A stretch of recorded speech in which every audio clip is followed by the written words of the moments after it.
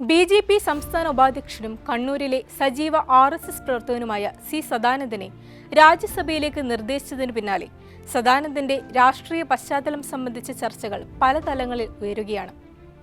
മഹാരാഷ്ട്രയിൽ നിന്നുള്ള അഭിഭാഷകൻ ഉജ്ജ്വൽ നിഗം, മുൻ വിദേശകാര്യമന്ത്രി ഹർഷവർദ്ധൻ ശൃംഗ്ല, മീനാക്ഷി ജയൻ എന്നിവർക്കൊപ്പമാണ് സദാനന്ദനെയും രാഷ്ട്രപതി രാജ്യസഭയിലേക്ക് നാമനിർദ്ദേശം ചെയ്തത്.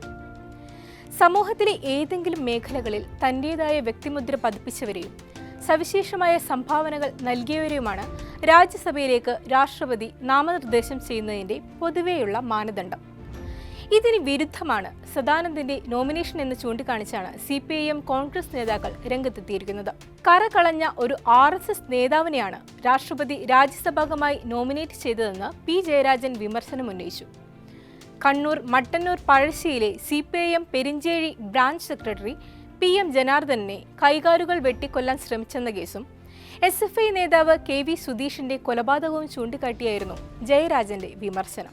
സുരേഷ് ഗോപി സിനിമാ നടനാണെന്ന് വെക്കാം, ഒന്നുമല്ലാത്ത BJP പ്രവർത്തകനെ രാജ്യസഭയിലേക്ക് നോമിനേറ്റ് ചെയ്ത നടപടി അധാർമികമാണെന്ന് മുതിർന്ന കോൺഗ്രസ് നേതാവ് ചെന്നിത്തലയും ചൂണ്ടിക്കാട്ടി. P. ജയരാജൻ പറഞ്ഞ ജനാർദ്ദനൻ ആക്രമിക്കപ്പെടുന്നത് 1993-ലായിരുന്നു.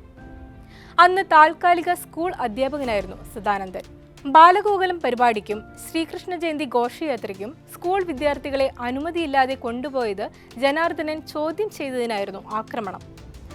1994 ജനുവരി 26 റിപ്പബ്ലിക് ദിനത്തിലാണ് SFI നേതാവായിരുന്ന KV സുധീഷിനെ കൊലപ്പെടുത്തിയത്. കണ്ണൂരിൽ രാഷ്ട്രീയ വൈര്യം കൊടുമ്പിരി കൊള്ളുന്ന സമയത്ത് 1994 ജനുവരി 25, അതായത് സുധീഷ് കൊല്ലപ്പെടുന്നതിന്റെ തലേ ദിവസം രാത്രി വീട്ടിലേക്ക് പോകുമ്പോഴാണ് RSS ജില്ലാ സഹകാര്യവാഹകയായ സി സദാനന്ദന്റെ 2 കാലുകളും ആക്രമണത്തിൽ നഷ്ടപ്പെടുന്നത്.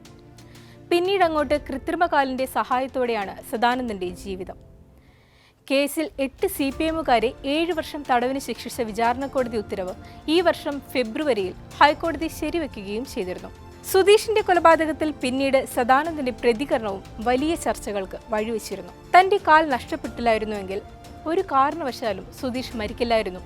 സുധീഷ് വധത്തിന് പിന്നിലെ വികാരം സ്വാഭാവിക പ്രതികരണമായിരുന്നു എന്നുമാണ് സദാനന്ദൻ പറഞ്ഞത്. അധ്യാപകനും ജന്മഭൂമി എഡിറ്ററുമായ സദാനന്ദൻ 2021 ലോക്സഭാ തെരഞ്ഞെടുപ്പിൽ കൂത്തുപറമ്പിൽ നിന്നും മത്സരിച്ചിരുന്നു. പ്രധാനമന്ത്രി ഉൾപ്പെടെ എത്തിയായിരുന്നു പ്രചാരണം.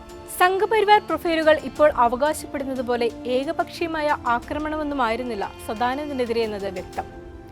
അപ്പോഴും രാഷ്ട്രീയ സംഘർഷത്തിന്റെ പേരിൽ ആക്രമണത്തിന് ഇരയാകുന്നത് രാഷ്ട്രപതിയുടെ രാജ്യസഭാ നാമനിർദ്ദേശത്തിനുള്ള യോഗ്യതയായി പരിഗണിക്കപ്പെടണമോ എന്ന ചോദ്യം പ്രസക്തമായി ബാക്കിയാവുകയാണ്.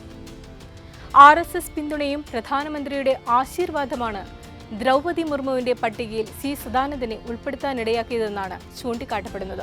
അനീതിക്ക് മുമ്പിൽ തലകുനിക്കാത്ത ജീവിതമാണ് സദാനന്ദന്റേത് എന്ന് പ്രധാനമന്ത്രി ആശംസിക്കുകയും ചെയ്തിരുന്നു. പ്രസ്ഥാനത്തിന് പുറത്തുനിന്നുള്ളവരെ MP-മാരായി നോമിനേറ്റ് ചെയ്യുന്ന പതിവ് ശൈലി വിട്ട് സംഘടനയ്ക്കായി ജീവിതം ഉഴിഞ്ഞുവെച്ചവരെ പരിഗണിക്കുന്ന പുതിയ രീതിയാണ് സദാനന്ദനെ രാജ്യസഭയിലേക്ക് സ്വാഗതം ചെയ്തതിലൂടെ വെളിപ്പെടുത്തുന്നതെന്നാണ് BJP നേതൃത്വം കണക്കാക്കുന്നത്.